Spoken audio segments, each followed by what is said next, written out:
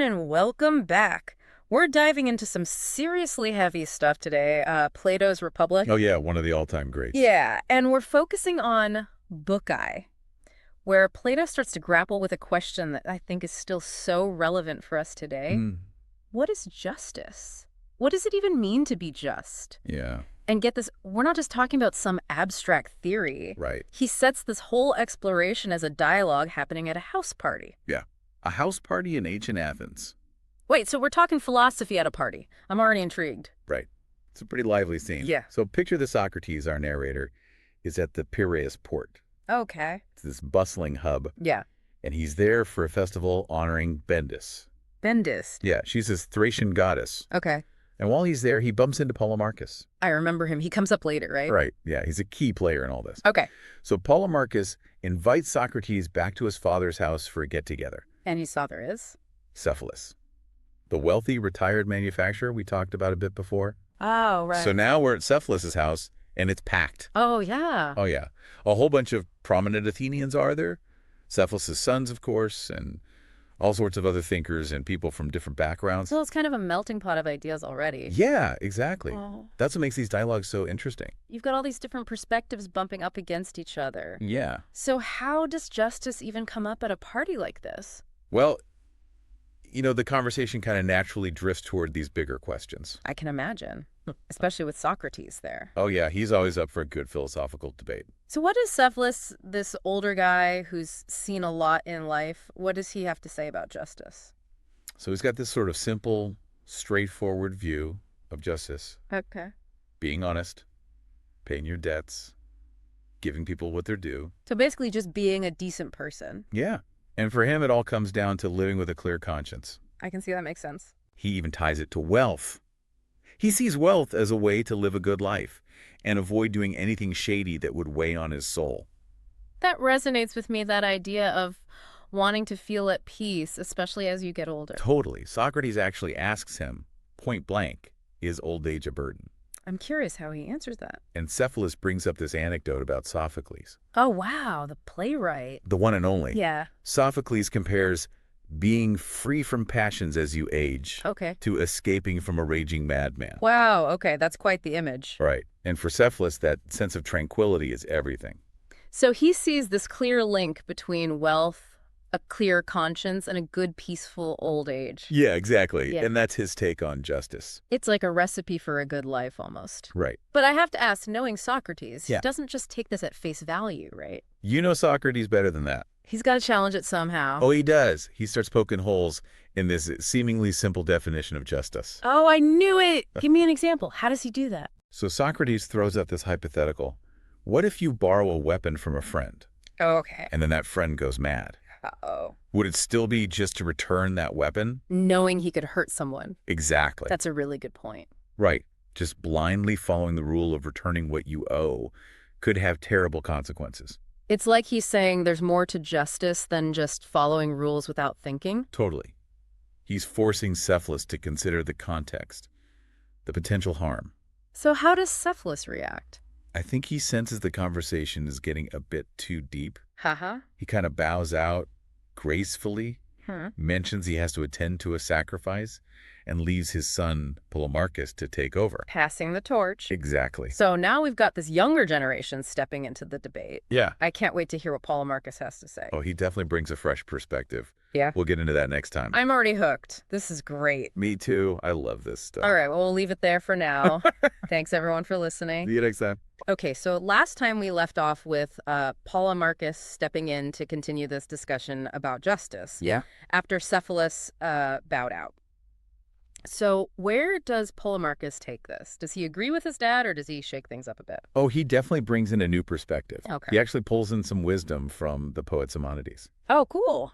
Yeah, Simonides is like a rock star in ancient Greece. Yeah. Okay, super respected.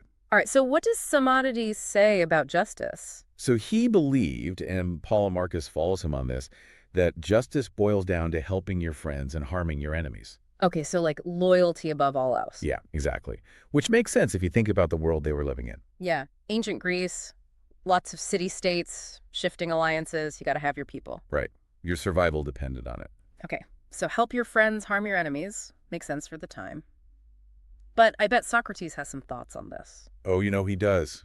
He can't resist a good philosophical pushback. Yeah, so how does he challenge Polemarchus? He gets Polemarchus to think about, okay, what if your friends are actually bad people Oh. and your enemies are actually good? That's a tough one. Right. So would justice then mean supporting the bad guys and hurting the good guys? That's a really interesting question. It makes you think about, like, who are your true friends, really? Exactly. And what does good even mean? Right. So Polemarchus has to refine his definition a bit. Okay, how does he do that? He clarifies that a true friend is good by nature and a true enemy is bad.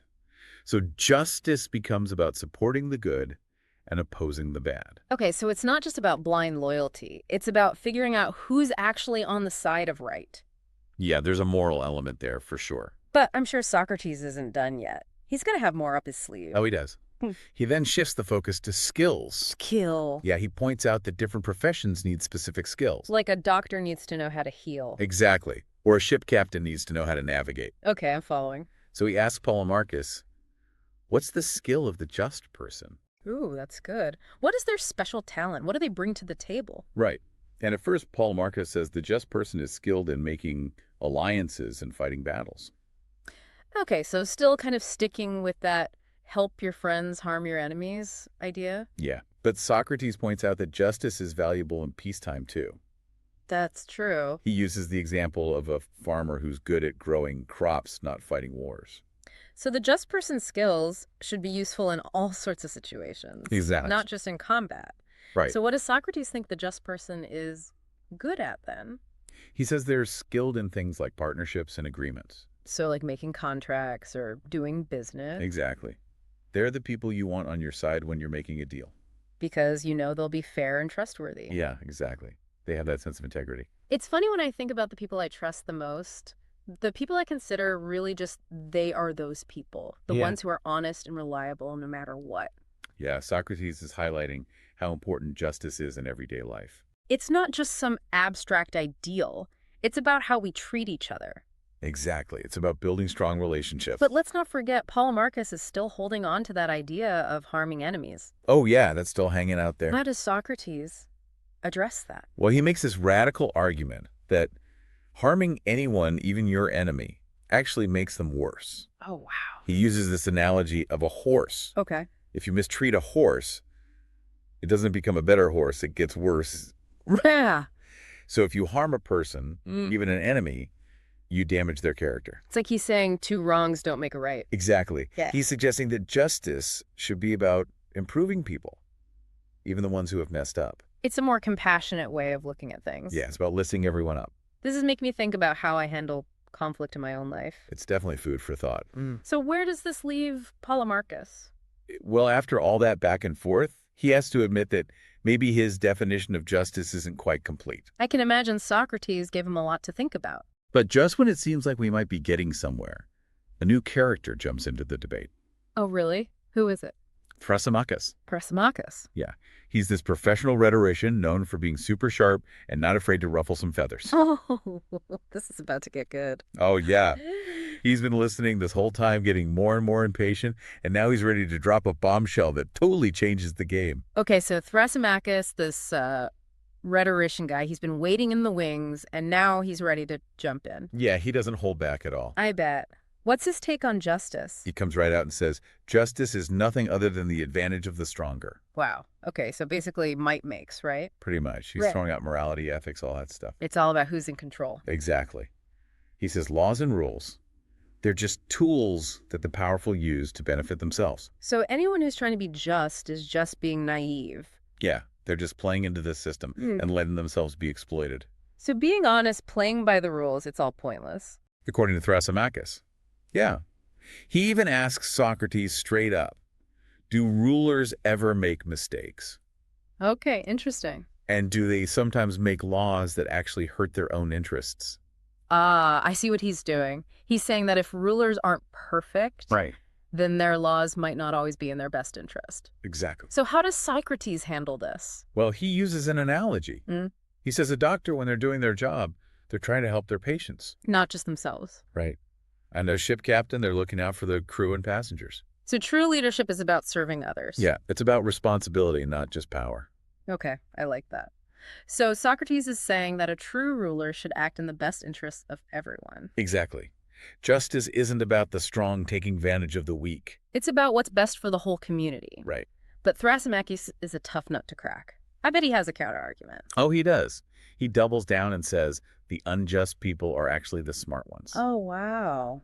the ones who know how to exploit the system and get ahead. So he admires that kind of cunning. Yeah. He compares them to shepherds who fatten up their sheep only to slaughter them for profit.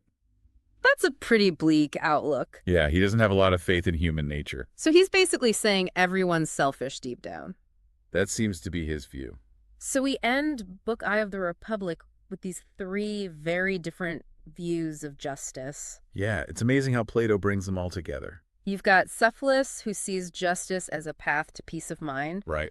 Polemarchus, who links it to loyalty and friendship. Mm. And then Thrasymachus, who just throws it all out and says it's all about power. Yeah, and that's what makes Plato so great. He doesn't give us easy answers. He makes us think for ourselves. Exactly. He wants us to examine our own beliefs about justice. It's definitely got me thinking, if Thrasymachus is right and justice is just whatever the powerful decide, Yeah, does that mean a truly just society is impossible? it's a tough question, for sure. It's Yeah. something we all have to wrestle with. I think that's a perfect place to leave it.